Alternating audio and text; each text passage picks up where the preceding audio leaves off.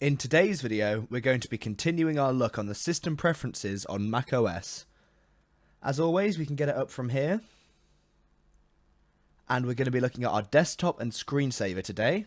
From here, we can choose which image we want as our background. We can either look at Apple's default ones, which are very beautiful, or we can pick from our own pictures. As you can see, I've got the Kazzitips logo and set to fit to screen. You can choose different options such as a stretch or a center, however these may not cover your entire screen. And then you can also choose your theme color based off of this as well. As you can see from here, it's recommended blue. From here I can also change my screensaver.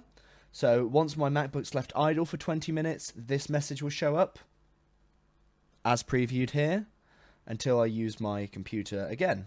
We can also set it to some cool designs like this flory one. And we can change the options of how fast the streams flow, how thick or thin the thickness of the designs will be, and how fast it appears. We can also change how long it will take until it shows up, and we can have a clock on it if we need to as well. Also from here we can select our hot corners, which are shortcuts for when we drag our mouse up to those areas.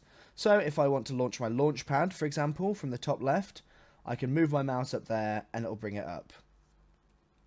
You can also set these to be other shortcuts as well, such as locking your screen. However, be cautious when you're setting these, as you don't want it to become more of a nuisance than a shortcut.